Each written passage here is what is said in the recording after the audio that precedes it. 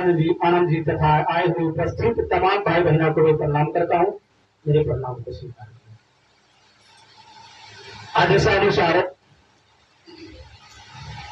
गप की दिशा में चले। बड़े ही खुशी की बात है, आज हम मानवों का योगी साहब के द्वारा एक संवाद आया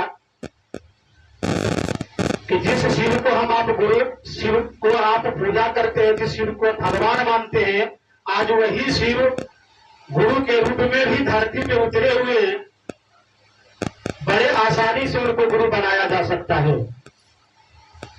अर्थात भगवान मान के तो हम पूजा पाठ कर ही रहे हैं, दिन रात मांग ही रहे हैं। शाह हरेंद्रानंद जी के माध्यम से भी मांगने का ही काम आया है। जो पहला सूत्र है कि अपने गुरु से दया की याचना करें, दया मांगे। हम आप सोचते होंगे कभी कभी कि महादेव से तो बहुत कुछ मांगते थे, पूजा पाठ करते थे, तो आज एक नई विधा आई है कि शिव को गुरु बनाइए और महादेव से दया की याचना कीजिए, यानी दया मांगे कि हे शिव आप मेरे गुरु हैं, मैं आपका शिष्य हूं या मैं आपकी शिष्या हूं, मुझ शिष्य शिष्या की दया करें। अब लगता होगा कि मांगने का तो बहुत कुछ था हम लोगों को, कभी तो मेरे जीवन में बहुत कुछ है, लेकिन साहब के माध्यम से एक ही चीज मांगने के लिए कहा गया, दया मांगिए। अटपटा तो लगता है, लेकिन इस चीज को जब हम और आप समझेंगे ये दया है क्या, तब समझ में आएगा कि जितना कुछ मांगना हम आप चाहते थे सब कुछ उसी में समाहित है। मतलब जब हम आप कहते हैं कि हे शिव आप मेरे गुरु हैं, शब्द को पकड़िएगा, तीन सूत्र जो मिला है यही सार है शिव शिष्यता का, यही तीन रास्ता है, माध्यम है, चाहे तो इसको समझिए। उस शिव तक पहुंचने के लिए हमको आपको तीन रास्ता मिला है, तीन सूत्र मिला है, तीन माध्यम मिला है। इसी के सहारे हम आप वहां तक पहुंचेंगे। कहते क्या है आप पहले सूत्र में कि हे शिव आप मेरे गुरु हैं, शब्द पकड़िएगा कि आप मेरे गुरु हैं। मेरे का अर्थ समझते हैं? हम कहते हैं ये मेरा मकान है, ये मेरा दुकान है, ये मेरा बेटा है, ये मेरी पत्नी है, ये मेरा जमीन है, ये मेरा रुपया है, ये मेरा है। कहते मेरा जूता है, मेरा साहब तो यहाँ तक है कि जितना आप जूता चप्पल पे ध्यान देते हैं, ये मेरा है जूता, ये मेरा है चप्पल, और उतना भी महादेव के दिशा में अपने ध्यान को लगा दीजिएगा कि ये मेरा है। शिव आप मेरे गुरु हैं। आप कहते हैं शिव आप मेरे गुरु हैं, मेरे गुरु हैं, इसका अर्थ समझते हैं? अपना का जो दर्द होता है वो बहुत कठिन होता है। अपना का जो दर्द होता है बहुत कठिन होता है कि आपके पुत्र को अगर कुछ भी थोड़ा सा हो जाए तो दौड़ते जाइएगा डॉक्टर के पास। क्यों? ना रात देखिएगा ना दिन देखिएगा, कितना रात बजा इसका कोई देखा जो नहीं है, दौड़ के जाइएगा। नहीं गाड़ी का व्यवस्था पैदल कर दीजिएगा, क्योंकि वो अपना है, वो मेरा है। ये तो ऐसा ही दर्द आपके अंदर उभरता है कि शिव मेरे गुरु हैं। इतना ही अगर उभरता है कि शिव मेरे गुरु हैं, मैं उनका शिष्य हूं, यानी मैं आपका शिष्य हूं, मुझ शिष्य पर दया करें। दया का अर्थ क्या होता है पता है? दया का उल्टा कीजिए याद होता है, अयाद को उल्टा कर दीजिए दया होता है। जब हम आप दया मांगते हैं अपने गुरु से, तो हमको आपको याद में आता है कि वो शिव मेरे गुरु हैं, यानी हम याद कर रहे हैं कि शिव मेरे गुरु हैं। ये मेरे याद में रहे कि शिव मेरे गुरु हैं, और जब याद में रहेगा कि वो शिव मेरे गुरु हैं, यही याद एक दिन दया का भाव होगा उस गुरु के प्रति, जो आपके ऊपर दया हमको करना ही पड़ेगा, क्योंकि हर वक्त आपके याद में वो गुरु है कि शिव मेरे गुरु हैं। हे शिव आप मेरे गुरु हैं, यही धर कर जाएगा। जैसे ही धर कर गया कि हे शिव आप मेरे गुरु हैं, मुझे शिष्य पर दया करें, उनकी तो लाचारी होगी कि वो दया करें। अब सोचिए कि कितना कुछ मांगना चाहते थे आप। मकान, कोई मकान मांगना चाहता है, कोई औलाद मांगना चाहता है, कोई जमीन मांगना चाहता है, कोई रुपया मांगना चाहता है, कोई सोचता है कि मेरे शरीर में जो कष्ट है वो दूर हो जाए। मांगते चाहत है कि नहीं? चाहत है, मांगना चाहते हैं, लेकिन शिष्यता में कहा गया है कि मात्र दया ही मांगना है अपने गुरु से, संशय नहीं करना है। आप कहते हैं शिव मेरे गुरु है, जब शिव ही मेरे हो जाएंगे, अब बताइए, विचार कीजिए कि शेष क्या बच गया आपके जीवन में। जब तीनों लोक का जो मालिक है वही आपका हो जाएंगे, तो शेष कुछ मांगने की चाहत बच जाएगी क्या? कुछ मांगना पड़ेगा क्या? जब पिता अपने पुत्र को सर्वस्व लुटाने के लिए, सर्वस्व लुटाने के लिए तैयार है, तो पुत्र को कुछ चाहत शेष बच जाता है क्या? लेकिन कब? जब आप पुत्र के भाव में आइएगा, पुत्र के रूप में आइएगा, पुत्र का कर्तव्य में आइएगा, तो वो पिता अपना सर्वस्व लुटा देगा। ठीक वही भाव यहां भी है। आप जैसे ही गुरु को अपना भाव देंगे, जैसे ही गुरु भाव में आप जाइएगा, उस गुरु का लाचारी होगा कि आपके ऊपर वो दया करेंगे, और जैसे उनकी दया उतरती है, आपका जीवन सुखमय होना आरंभ हो जाएगा। इसके बाद कहा गया कि आप अपने गुरु का चर्चा करें। चर्चा का मतलब समझते हैं? गप का तो हम आप मास्टर है, इधर चर्चा भी होता है, गप चालू है। ईश्वर को पता है वो परमात्मा है का, ईश्वर रूप जीव है अविनाशी। हमारे आपके अंदर जो जीव है वो ईश्वर का ही अंश, छोटा सा अंश है, तब हम आप जीव कहलाते हैं। अगर वो जीव निकल जाए, ईश्वर का अंश निकल जाए, तो चौकियों पर से उठा के बाहर कर दीजिएगा, कोई नहीं रहने देगा। जब अपने घर का लोग नहीं रहने देता है, तो दूसरे घर का लोग रहने देगा क्या? विचार कीजिए। तो ईश्वर है, उनको सब पता है कि आपके जनमानस को अगर तप कहा जाए तो नहीं होगा, जप कहा जाए तो नहीं होगा, गप का नहीं करने के लिए कहेंगे तब भी होगा। तो आपके अनुसार ही आपको काम भी मिला है। क्या मिला है? कि जाओ अपने गुरु का गप करो। साहब क्या कहे?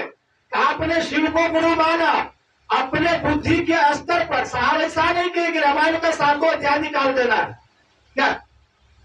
ऐसा नहीं कहे। क्या कहे साहब कि आप आपने शिव को गुरु माना अपने बुद्धि के स्तर से, जितना शिव को आप जाने वही दूसरे को बताइए, वही गप कीजिए दूसरे से। इसी का परिणाम मिलने जा रहा है गप का।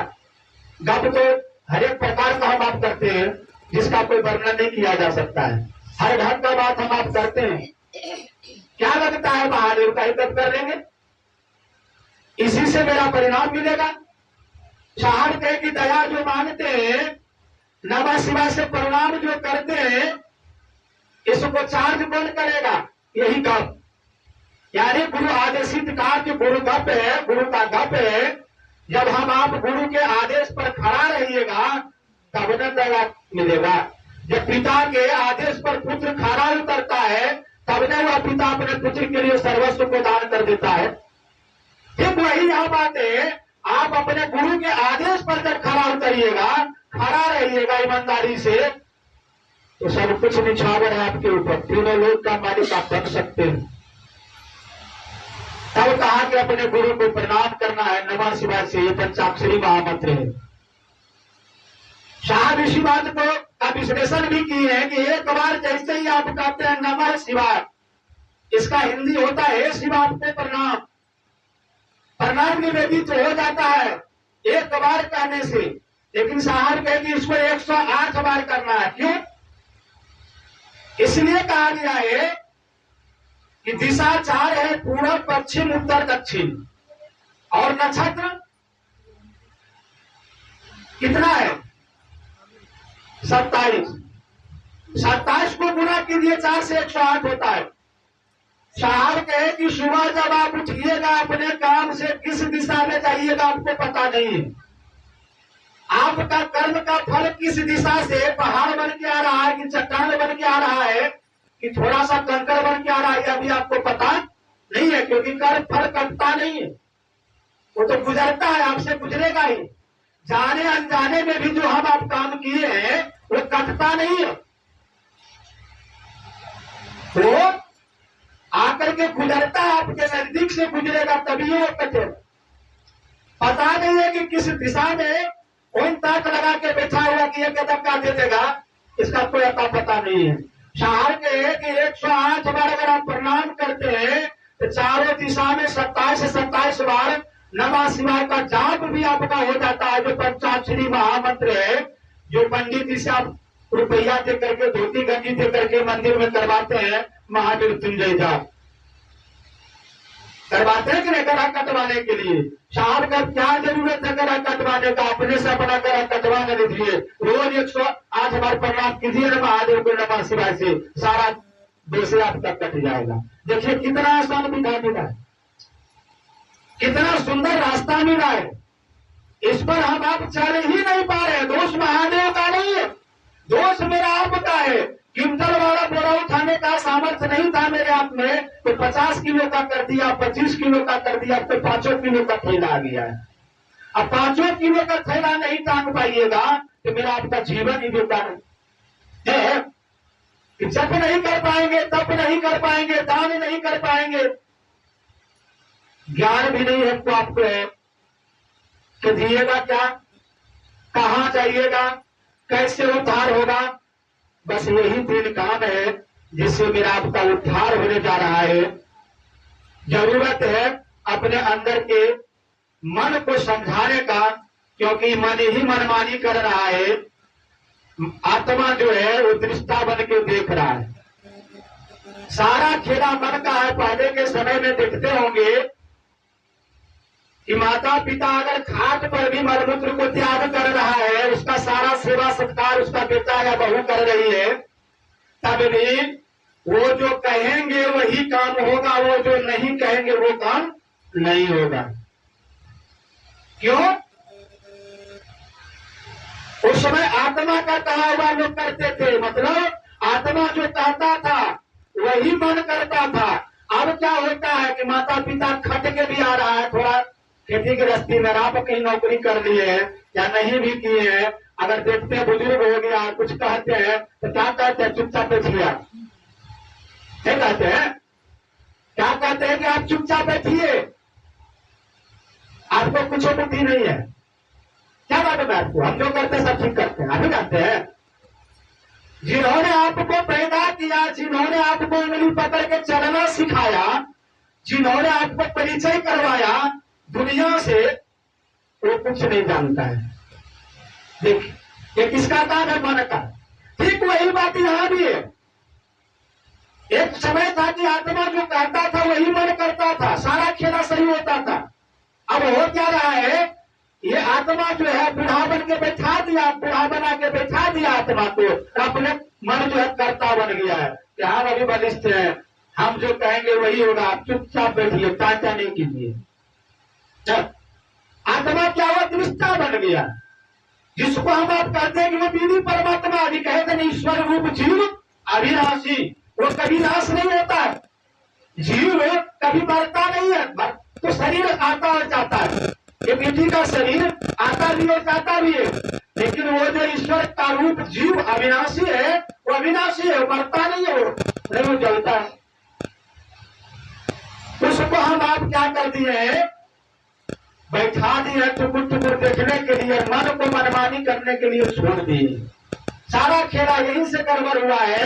वो ईश्वर है, उनको पता है कि अब जनमानस का उद्धार कैसे होगा, ना ही जप के स्थिति में है, ना ही तप के स्थिति में है, ना ही दान की स्थिति में है, ना ही पूजा करने की स्थिति में है। उद्धार होगा जनमानस का कैसे? उस शिव को दया हुई, स्वामी वीरेंद्रानंद जी को माध्यम बनाया इस धरती पर उतरने के लिए, जैसे इस कोठा से उतरने के लिए सीढ़ी बनाया गया है, उस महादेव को उतरने के लिए सीढ़ी बनाया गया स्वामी वीरेंद्रानंद जी को बनाए। उनके माध्यम से आज जनमानस के बीच यह बात आई है कि शिव को अपने जीवन में गुरु बनाइए, सारा खेला यहीं से सुधरना आरंभ हो जाए। क्यों? क्योंकि उनको पता है कि उद्धार कैसे होगा। तब कहा कि इतना काम करने के लिए कहेंगे तो होगा ही नहीं। चारों तरफ दनादन गप करो ना, इसी से तेरा उद्धार कर देंगे। जब आपका मन बार बार कहेगा कि हे शिव आप मेरे गुरु हैं, हे शिव आप मेरे गुरु हैं, हे शिव आप मेरे गुरु हैं, धीरे धीरे आपका मन समझेगा कि मेरे गुरु शिव हैं। जैसे ही मन आपका समझ जाता है और आत्मा के कहे अनुसार चलना आरंभ कर देता है, आपका जीवन सुखमय हो जाएगा। कहीं कुछ ढूंढने की जरूरत नहीं है, कहीं कुछ पाने की इच्छा ही नहीं रह जाएगी शेष। आइए इन्हीं चंद वाणी के साथ मैं अपने वाणी को विराम देते हुए पुनः मैं तमाम भाई बहनों को प्रणाम करता, मेरे प्रणाम को स्वीकार करें। अंतरिक्ष में जो भी संत आत्माएं महर्षि गुरु शिव की परिचर्चा को श्रवण कर रहे होंगे, उनको भी मेरा प्रणाम, मेरे प्रणाम को स्वीकार करें।